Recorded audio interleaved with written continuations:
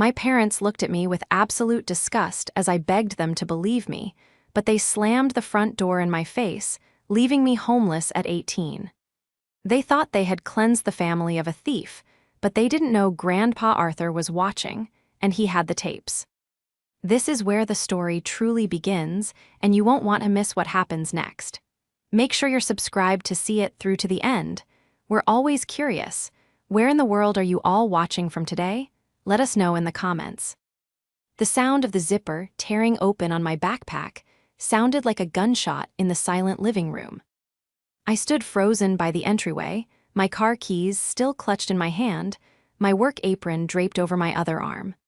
I had just walked in from a 6-hour shift at the coffee shop, smelling like stale espresso and burnt milk, expecting nothing more than a reheated dinner and maybe an hour of studying before bed.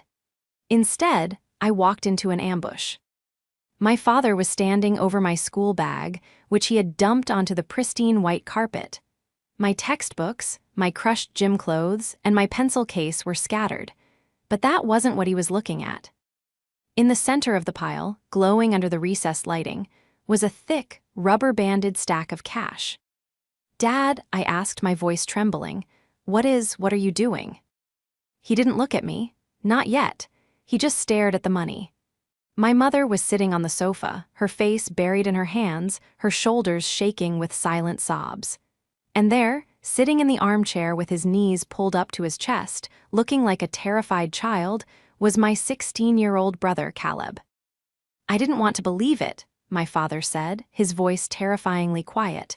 He finally looked up, and the look in his eyes wasn't anger. It was something far worse. It was loathing. "Caleb told us he saw you fumbling with the safe code earlier. He said he saw you putting something in your bag. I told him he was crazy.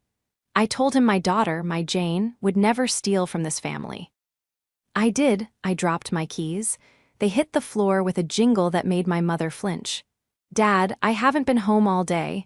I went straight to school, then straight to work. Check my time card. Check the GPS on my phone."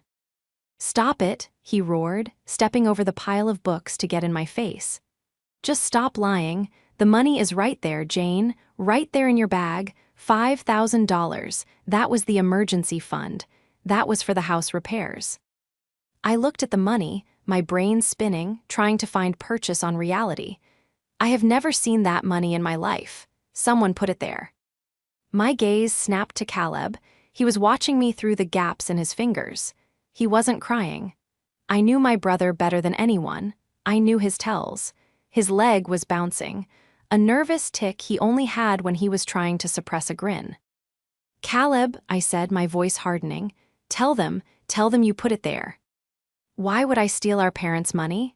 Caleb whined, his voice pitching up into that innocent, helpless tone he had perfected over the years. "I don't need money, Jane. You're the one who's always complaining about saving for college. You're the one who said you'd do anything to get out of this house." "I said I wanted to move into a dorm," I screamed. "I didn't say I was going to rob my own parents." "Enough," my mother stood up, her face red and blotchy. She walked over to me, and for a second I thought she was going to hug me or ask for my side of the story. Instead, she pointed a shaking finger at the door. "We gave you everything," she whispered, the venom in her voice making me recoil. "We trusted you, and you steal from us, you betray us like this." "Mom, please, just look at the facts." "The facts are on the floor," my father shouted. He grabbed my arm, his grip bruising. "Get out." "What?" "You heard me. Get out. I will not have a thief under my roof. I will not sleep knowing you are in the next room, waiting to take whatever else isn't nailed down." "Dad, it's 10 o'clock at night. Where am I supposed to go?" Tears finally spilled over, hot and stinging on my cheeks. "Please, just listen to me." He didn't listen. He dragged me toward the door, shoving my backpack into my chest, minus the cash, which he had snatched up. He opened the heavy oak door and pushed me out onto the porch. The night air was biting cold, a stark contrast to the heated argument inside. "Don't come back until you're ready to confess and pay us back for the emotional damage you've caused this family," he spat. "Dad, please." The door slammed shut. The deadbolt clicked. I stood there, shivering in my thin work shirt, staring at the wood grain of the door that had protected me my entire life. I could hear Caleb inside. He was saying something soft, comforting, probably reassuring them that they did the right thing. The betrayal was worse than the cold. It felt like my heart had been fizzy. Collie ripped out of my chest and locked inside that house with the people who were supposed to love me. The walk to the bus station took 40 minutes. I didn't have a car. The car keys I had dropped were for the family sedan I was allowed to use for work, but my father had snatched those off the floor before kicking me out. So I walked. We lived in a suburb that was designed for cars, not pedestrians. There were no sidewalks for the first 2 miles, so I trudged through the wet grass on the shoulder of the road, hugging my jacket tight around me. Every time a pair of headlights swept over me, I flinched, half hoping it was my parents coming to their senses, and half terrified it was a stranger with bad intentions. It wasn't my parents, it never was. By the time I reached the downtown bus terminal, my canvas sneakers were soaked through, and my toes were numb. The station was a grim, fluorescent-lit purgatory of gray tiles and plastic bucket seats. It smelled of industrial cleaner and damp wool. I found a seat in the corner, away from the few other stragglers who looked as desperate as I felt. I pulled my knees up to my chest, trying to preserve body heat, and checked my phone. 14% battery. I had 3 missed calls from my best friend, Sarah, but I couldn't bring myself to answer them. I was too ashamed. How do you explain that your parents threw you out like garbage because your little brother framed you? It sounded insane. It sounded like a lie. I scrolled through my contacts until my thumb hovered over Pop's. My grandfather, Arthur. He lived 3 towns over. He was a hard man, a retired structural engineer who didn't believe in sugarcoating things. He and my father had a strained relationship because Pops thought my dad was soft and Dad thought Pops was a relic. I pressed call. It rang once, twice, 3 times. Jane, his voice was gravelly, thick with sleep. It's nearly midnight. Is everything all right? I tried to speak, but the dam broke. I let out a choked sob that echoed in the empty station. Jane, talk to me. Where are you? I'm at the downtown station, I managed to stutter. Dad kicked me out. They think I stole money.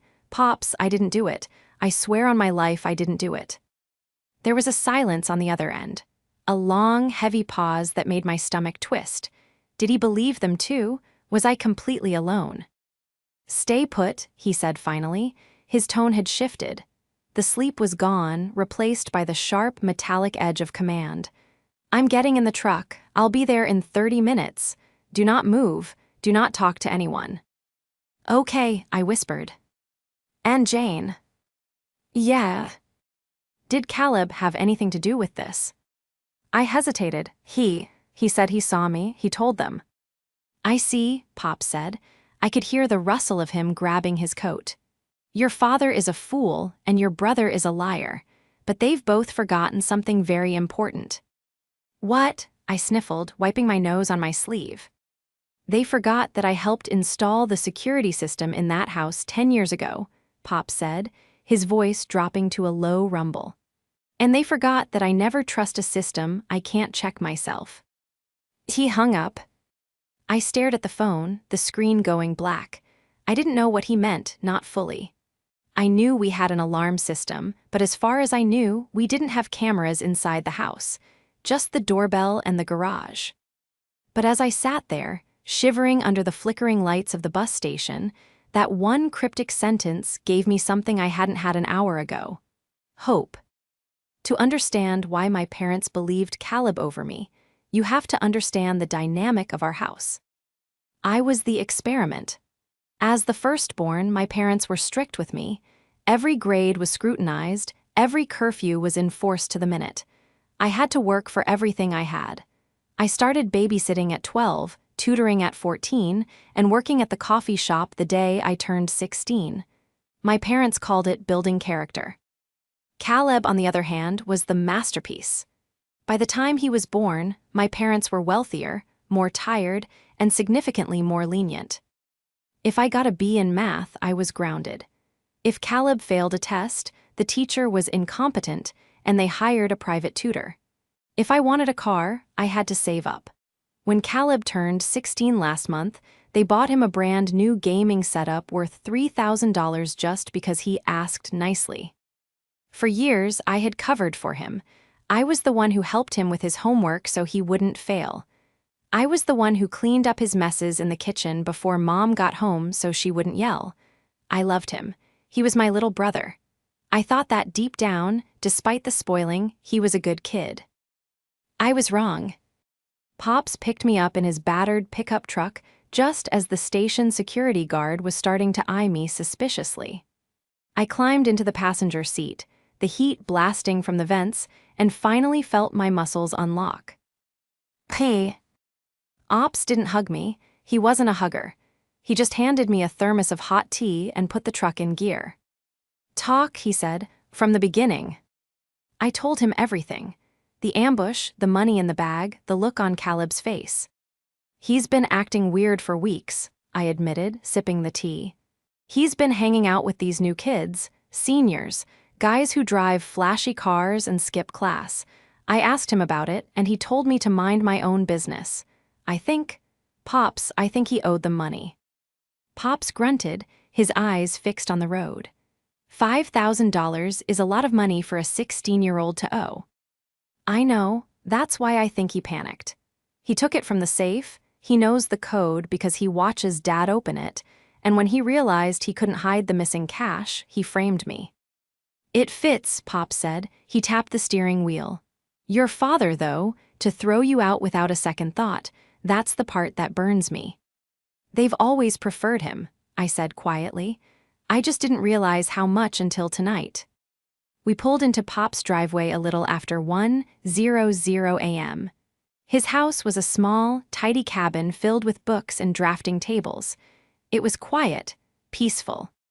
You can stay in the guest room as long as you need, Pop said, unlocking the door. But tomorrow, we start work. Work on what? I asked, convincing them. No, Pop said, turning to face me. The porch light cast deep shadows over his wrinkled face, making him look like an old war general. Convincing them is useless. They've made their choice. We are going to show them. He walked over to his desk and booted up his computer. It was a high-end machine, surprisingly modern for a man of his age. Caleb thinks he's clever, Pops muttered, typing in a password. He thinks because he's young and knows how to use TikTok, he's the smartest person in the room. But he's sloppy. He focuses on the flashy stuff and ignores the infrastructure. Pops, what are you talking about? He spun the monitor around. On the screen was a grid of 4 camera feeds. Your father installed the Ring system last year. Caleb knows about those. He avoids them. He sneaks out the back window. Pops pointed a calloused finger at the screen. But 10 years ago, when your father built that home office, he was paranoid about contractors stealing his supplies. He asked me to install a hardwired nanny cam in the bookshelf. A pinhole lens, impossible to see unless you know where to look. My heart hammered against my ribs. Is it still on? Your father forgot the password 5 years ago and stopped checking it. He thinks it's dead, but I set up the server. I pay the hosting fee every year just in case. Pops clicked a file, dated for that afternoon. I haven't watched it yet, he said, his voice grim. I wanted to wait until you were here. Are you ready to see exactly what your brother has been up to? I nodded, my throat tight. Pops hit play. The video on the screen was grainy, rendered in the high-contrast black and white of night vision, but the image was unmistakable. I watched, holding my breath, as the timestamp in the corner rolled back to 4:15 p.m. that afternoon. The frame showed my father's home office. The mahogany desk, the wall of leather-bound books, and the painting of a ship at sea that concealed the wall safe. The door opened. There he is, Pops whispered, his voice vibrating with a suppressed anger that made the air in the small cabin feel heavy. Caleb walked in. He didn't look nervous. He didn't look like a desperate kid in trouble. He looked bored. He was wearing his varsity jacket and chewing gum. He walked straight to the painting, swung it open, and punched in the keypad code without a second of hesitation. "He knows the code," I said, my voice barely a whisper. "Dad swore only he and Mom knew it." "Your father uses his birthday for everything," Pops grunted. "A thief wouldn't know that, a son would." On screen, the safe door clicked open. Caleb reached in and pulled out the envelope. He didn't just take it, he opened it right there on the desk. He fanned out the bills, crisp $100 notes meant for the roof repair, and did a little celebratory shimmy. He actually danced. Then came the part that shattered whatever remaining sisterly affection I had left. Caleb walked over to the chair where I usually dumped my backpack when I came in to say hello to Dad. My bag wasn't there in the video, I hadn't come home yet, but Caleb clearly had a plan. He took the stack of cash, separated about $500 from it, and shoved that into his pocket. The rest, the bulk of the $5,000, he rubber-banded back together. He looked directly at the camera, or rather, through it, unaware of its existence, and smirked. He mimed an explosion with his hands, mouthing the word boom. "He set me up," I said, the tears drying up, replaced by a cold, hard knot in my stomach. "He didn't just need the money, he needed a SC. Apigoat because he took some for himself and couldn't explain the missing amount." "Watch," Pop said. The video cut to 4:30 p.m. I walked into the room in the video, the past version of me, oblivious and tired. I dropped my bag, I talked to someone in the hallway, probably Mom. I left the room. Immediately, Caleb darted out from behind the curtains where he had been hiding. He shoved the thick stack of bills deep into the bottom of my bag, under my gym clothes. He zipped it up, patted it pathetically, and slipped out of the room. Pops hit the spacebar, freezing the image of my brother, S, fleeing back. "I'm going to kill him," I said, reaching for my phone. "I'm sending this to Dad right now. I'm going to scream at them until they beg for my forgiveness." Pop's hand shot out and clamped over my wrist. His grip was surprisingly strong for a man in his 70s. "No," he said firmly. "What do you mean, no? Pops, I'm homeless. I'm sleeping in your guest room because they think I'm a criminal. This proves I'm innocent." "This proves you didn't take the money," Pops corrected, releasing my wrist but holding my gaze. "But if you send this now, what happens? Your mother cries, your father gets embarrassed. They yell at Caleb. Caleb cries, says he made a mistake, says he was pressured, says he's just a confused boy. And what happens next week?" They let him off the hook," I realized, slumping back in the chair. "They always do." "Exactly. They'll sweep it under the rug to protect the family reputation. They'll apologize to you privately, maybe, but they'll resent you for exposing their golden boy. Nothing changes." "So what do?" I asked, feeling helpless again. "We don't just prove you innocent," Pop said, his eyes narrowing. "We prove him guilty. We find out why he needed that money. We find out where the $500 in his pocket went. We build a case so undeniable, so public, that they cannot look away. We don't use a fly swatter, Jane. We use a hammer." I looked at the frozen image of my brother. I thought about the night I spent in the bus station. I thought about my father dragging me by the arm. I thought about the years of covering for Caleb, doing his homework, lying for him. "Okay," I said, feeling a new kind of strength settling into my bones. "Where do we start?" "He took $500 for himself," Pops mused, "and he needed to frame you for the rest. That means he owes someone serious money, or he bought something he can't show your parents. You know his friends, you know his digital life. Dig." I opened my laptop. I didn't have his passwords, but I knew his habits. Caleb was arrogant. He used the same handle for everything, Caleb the King 99. I started searching. Instagram was clean. TikTok was just him doing stupid dances. But then I went to Venmo. His transactions were private, but his friend list wasn't. I scrolled through the names. Most were kids from our high school, but one name stood out: Kyle R. Kyle was a senior who had graduated 2 years ago. He was known for running a sports book for high schoolers, essentially taking bets on football games and UFC fights. He was bad news. I clicked on Kyle's profile. His transactions were public. 2 days ago, from Caleb the King 99, Part 1 payment. Yesterday, from Caleb the King 99, Part 2, PLZ don't call my dad. I found it, I said, turning the laptop toward Pops. He's gambling, he's betting on sports and he's losing, he owes a bookie. Pops looked at the screen and let out a low whistle. That explains the desperation, and the theft. He stole the emergency fund to pay off a gambling debt, I said, the pieces clicking together. And he kept $500 for walking around money. We have the motive, Pops said, leaning back. Now we wait for the opportunity. The opportunity for contact came 3 days later, but it wasn't the apology I had foolishly hoped for in my weaker moments. I was sitting on Pop's back porch, trying to focus on my calculus homework when my phone buzzed. It was my mother. My heart did that traitorous little flutter, the biological instinct to want your mother, before my brain slammed the door shut. I picked up. Hello. Jane, her voice was clipped, cold. It was the voice she used when speaking to telemarketers. We need the spare key to the garage. Your father can't find his, and we assume you took it with you when you left. I hadn't taken it. It was on the hook by the fridge where it always was, but the accusation stung just the same. I didn't take it, Mom. Check the hook. It's not there, she snapped.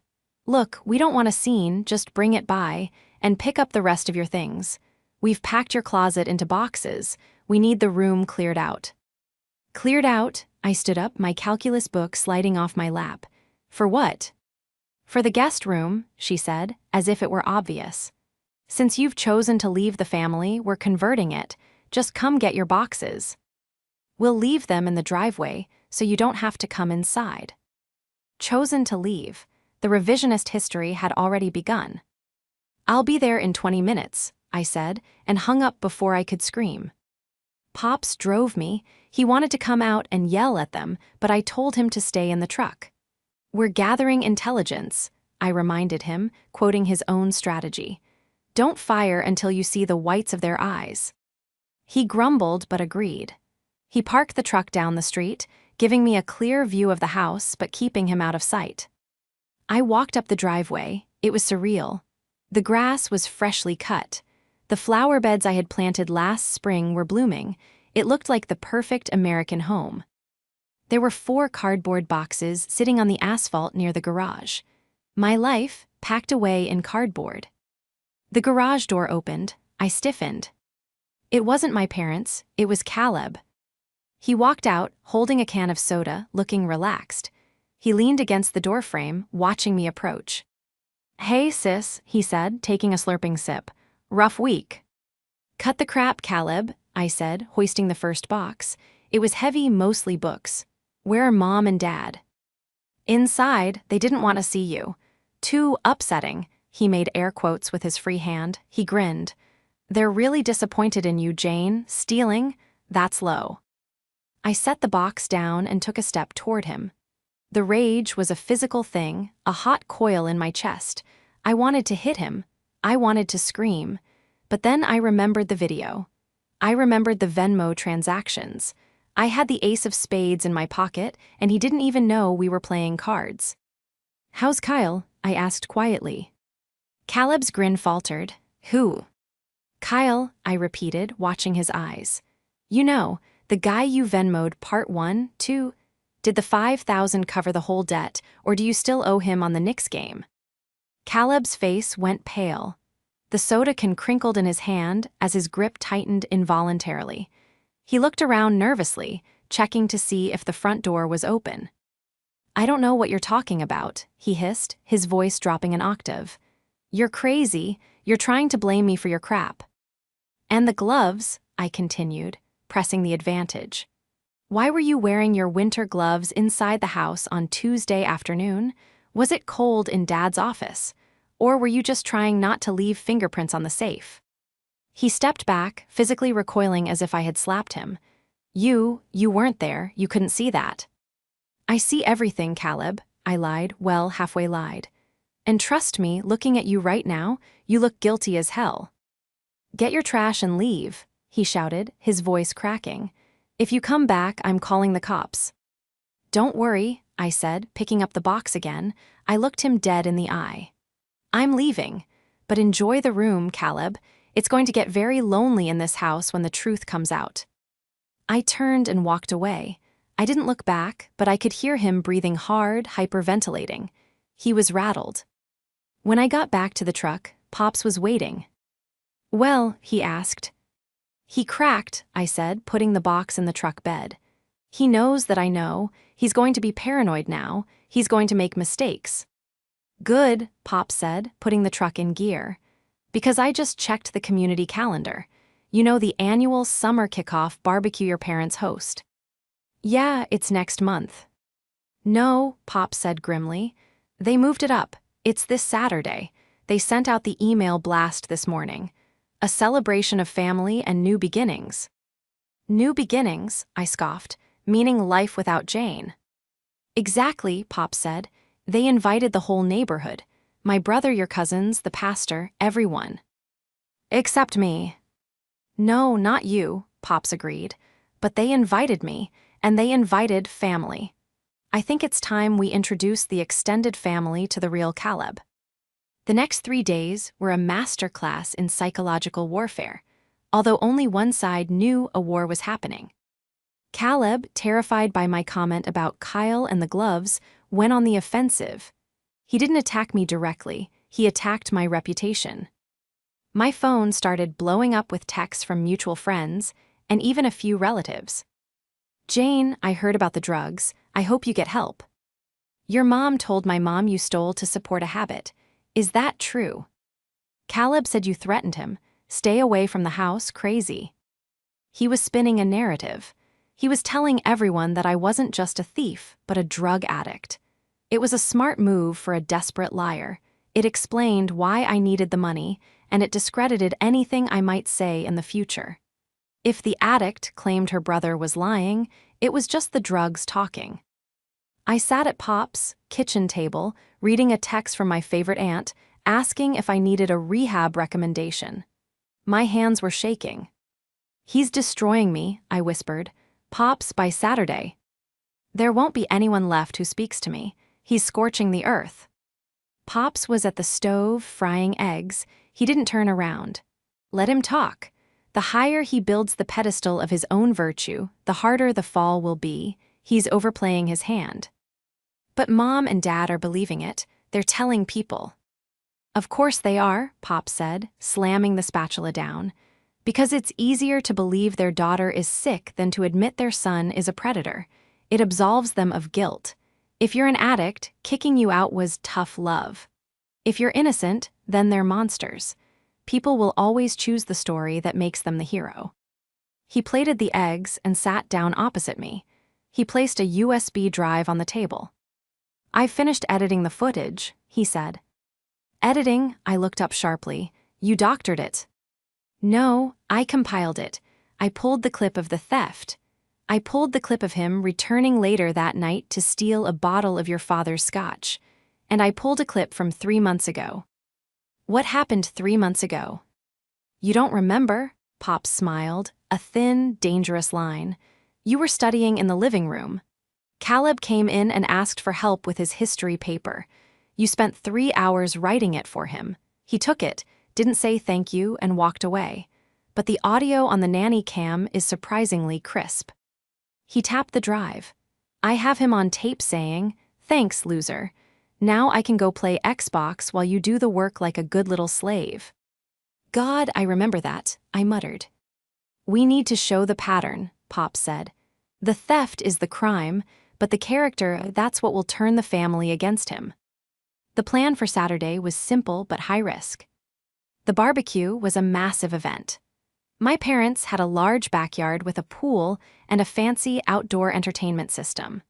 There was a huge weatherproof TV mounted on the patio wall where Dad usually played football games or music videos during parties. The TV has an HDMI port accessible from the side, Pops explained. I've checked the specs. We don't need Wi-Fi, we don't need passwords, we just need physical access. They'll throw me out the second I step on the property, I said. They won't throw me out, Pop said. I'm the grandfather, I'm the elder. If I bring a guest and that guest is quiet, they won't cause a scene in front of the pastor and the neighbors. They care too much about appearances. So I just walk in. You walk in with your head high, you stick to my side, we wait for the speech. The speech. Your father always makes a speech at the kickoff, Pops reminded me. He loves the sound of his own voice. He'll toast to the family, he'll toast to Caleb, and that is when we strike. Friday night, I couldn't sleep. I lay in the guest bed, staring at the ceiling fan. I felt sick.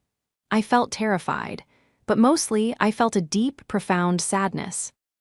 I realized that after tomorrow, I wouldn't have parents anymore. Not really. Even if they begged for forgiveness, I didn't think I could ever look at them the same way. They had chosen a lie over their own daughter. They had let my brother assassinate my character without asking a single question. Tomorrow wasn't about reconciliation, it was about justice. And justice, I was learning, was a very lonely road. I rolled over and checked my phone one last time. A new Instagram story from Caleb. It was a selfie of him and Dad grilling steaks. Caption, "Real men run the grill. No drama this weekend, just family." I screenshot it. "Just wait, Caleb," I whispered to the darkroom. "Just you wait." The air in the backyard smelled of charcoal smoke, expensive cologne, and hypocrisy. Pops and I walked through the side gate just as the sun was beginning to dip below the treeline, casting long, golden shadows across the manicured lawn. The summer kickoff was in full swing. There were at least 50 people there, neighbors I had grown up with, members of my father's golf club, the pastor from the community church, and a swarm of Caleb's friends near the pool. The conversation died in a ripple effect. It started near the gate and spread inward until the entire party fell into a suffocating silence. The clinking of silverware stopped. The background music, some generic upbeat pop, seemed suddenly deafening. My father was standing near the grill, wearing a kiss the cook apron that felt grotesque given the circumstances. He looked up, his tongs freezing in midair. When he saw me, his face didn't register relief or love. It registered pure, unadulterated anger. He marched over to us, wiping his hands on a towel. My mother was right behind him, her face a mask of social panic. "Arthur," my father hissed, ignoring me entirely to address Pops. "What the hell is this? You know she isn't welcome here." "I was invited," Pops said calmly, his voice projecting just enough for the nearby tables to hear. The invitation said Arthur and family. Last I checked, Jay. Ain is my granddaughter. That makes her family. "She is a thief and a drug addict," my mother whispered furiously, her eyes darting to the neighbors who were openly staring. "We are not doing this today, not in front of everyone. Jane, go wait in the car." "I'm not going anywhere," I said. My voice shook slightly, but I locked my knees to stop them from trembling. "I live in a guest room 3 towns over because you threw me out. I think I deserve a hot dog, don't you?" "You have 5 minutes," my father spat. "Grab a plate, eat it in the corner, and then get out before I call the police for trespassing." He turned on his heel and walked back to the patio, clapping his hands loudly. "All right, everyone. Sorry for the interruption, just a little family miscommunication. Let's get back to the party." The tension remained thick, but people slowly went back to their conversations. I felt 100 eyes on me. I saw Mrs. Gable, my old piano teacher, shake her head in disappointment as I walked by. I saw my cousin Mike turn his back to me. Caleb had done his work well. To them, I was a pariah. Pops nudged me. "Head to the drink station. Keep them occupied. I'm going to the patio." I nodded and walked toward the coolers. Caleb was there. He was holding court with 3 of his friends, laughing loudly. When he saw me approach, he didn't shrink away. He was emboldened by the crowd, by our parents' protection, and by his own perceived victory. "Look who crawled back," Caleb sneered, loud enough for the group to hear. "Hide your wallets, guys. Sticky Fingers is here." His friends snickered. "Enjoying the party, Caleb?" I asked, grabbing a soda just to have something to hold. I'm having a great time, he grinned. Dad's about to give the toast. It's going to be all about me. You might want to cover your ears. It's gonna hurt. I'll be listening very closely, I said. A microphone screeched feedback. We all turned to the patio. My father was standing on the raised deck, holding a mic in one hand and a champagne flute in the other. He looked the picture of the benevolent patriarch. If I could have everyone's attention, Dad boomed, his charisma turned up to 11. Thank you all for coming. We've had a challenging week. He cast a meaningful, sad glance in my direction. But times of trial reveal character, and I want to take a moment to honor my son, Caleb. Caleb puffed up his chest, looking around the yard with a smug satisfaction that made my stomach turn. Caleb has stepped up, Dad continued. He's been a rock for his mother and me. He's shown maturity beyond his years. To Caleb. To Caleb, the crowd echoed. My father handed the mic to Caleb. My brother stepped up, basking in the applause. Thanks, Dad, Caleb said, his voice slick. It's been tough, you know. It's hard when people you trust let you down, but we move on, we keep the circle tight. He looked directly at me across the yard, his eyes glinting with malice. And hey, at least I'm not sleeping at a bus station, right? The crowd laughed. It was a cruel, nervous laughter, but they laughed. That was the moment. Behind Caleb, the massive 70-inch outdoor screen flickered. It had been playing a slideshow of family photos, mostly of Caleb. Suddenly, the screen went black. A harsh static noise cut through the speakers, silencing the laughter. Pop stepped out from behind the large potted fern where the HDMI inputs were located. He held his tablet like a weapon. What is that? My mother asked, squinting at the screen. I think, Pop said, his voice booming without a microphone, we should watch a different kind of home movie. He tapped the screen. The video feed from the hidden nanny cam appeared. It was massive, crisp, and undeniable. The entire backyard watched in stunned silence as the time-stamped video showed Caleb walking into the office. They watched him crack the safe. They heard the beep beep beep of the keypad amplify through the outdoor speakers. What is this? Caleb shouted, turning around to look at the screen. Turn it off, it's fake, it's AI. But nobody moved. On the screen, Caleb pulled out the money. He fanned it. He did his little celebratory dance. Boom, the recorded Caleb whispered, the sound echoing across the silent lawn. Then came the second clip. The framing. The crowd watched as my brother, the rock of the family, took the stack of cash and shoved it violently into my backpack. They saw him look at the camera and smirk. And then, just for good measure, Pops played the audio clip. Thanks, loser. Now I can go play Xbox while you do the work like a good little slave. The video froze on Caleb's smirking face. The silence in the backyard was absolute. It was heavy, suffocating, and total. My father dropped his champagne flute. It shattered on the patio stones, the sound like a gunshot. He turned slowly to look at Caleb. His face had drained of all color. He looked like he was having a stroke. Caleb, my mother whispered. She was trembling so hard she had to grip the railing. Caleb, what is that? It's fake, Caleb screamed, his voice cracking into a high-pitched squeal of panic. Grandpa made it up. He hates me. He's trying to ruin me. That camera, Pop said, his voice cutting through Caleb's hysteria, has been recording to a cloud server for 10 years, David. You installed it, remember. My father looked at the screen, then at the safe in the video, then at his son. The realization hit him like a physical blow. The specific movements, the code, the behavior, he knew it was real. He knew his son. You stole the money, my father said. His voice wasn't a roar this time. It was a broken, hollow thing. And you blamed your sister. She deserved it, Caleb stammered, backing away as the crowd began to murmur. The murmurs grew into gasps and whispers of disgust. She's always perfect. She always makes me look bad. I needed the money, okay? I owed Kyle. He was going to break my legs. Kyle, my mother put a hand to her mouth. The bookie, you're gambling. You threw her out, Pop said, pointing a finger at my parents. You threw your daughter onto the street in the middle of the night without a single question.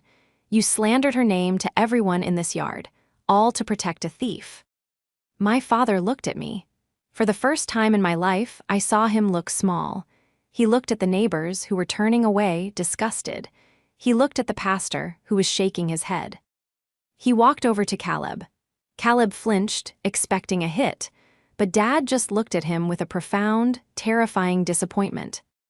"Get inside," Dad whispered. "Now." Caleb ran. He scrambled through the sliding glass doors like a rat fleeing a sinking ship. My father turned to the crowd. "The party is over, please leave." As the guests began to shuffle out, whispering furiously to one another, my father walked off the deck and came toward me. My mother followed, tears streaming down her face. They stopped 3 feet away. "Jane," my father started, reaching out a hand. I took a step back. "Don't," I said. "Jane, please," my mother sobbed, reaching for me. "We didn't know, we believed him, he's your brother, we thought." "You thought I was a thief," I said, my voice steady and cold. "You thought I was a junkie, you didn't ask me, you didn't check, you just threw me away." "We were wrong," my father said, his eyes were wet. "We were so wrong, we'll fix this. We'll make it right, you can come home, we'll move your things back in tonight, we'll get Caleb help. We'll." "I'm not coming home," I interrupted. The words hung in the air between us. "What?" Mom blinked, confusion warring with her grief. "But, this is your home." "No," I said. "A home is where people trust you. A home is where you're safe. I wasn't safe here. I was just a placeholder until you needed someone to blame." I looked at Pops. He was standing beside me, tall and unmoving, a sentinel of truth. "I'm staying with Pops," I said. "I'll finish my senior year there, I'll go to college in the fall, and I will pay for it myself just like I planned." "Jane, you can't be serious," Dad pleaded. "We can pay for college, we can give you everything." "You can't give me back the night I spent in that bus station," I said. "You can't give me back the way you looked at me when you slammed the door." I turned to my mother. "You told everyone I was an addict. You let them look at me like I was garbage." "I'm sorry," she wailed, breaking down completely. "I'm so sorry." "I know," I said softly, "but sorry doesn't fix this, not yet." I turned and walked toward the gate. Pops put a hand on my shoulder, giving it a firm squeeze. "You coming?" I asked him. "Right behind you, kiddo," he said. He looked at my father one last time. "You broke it, David. You fix it if you can."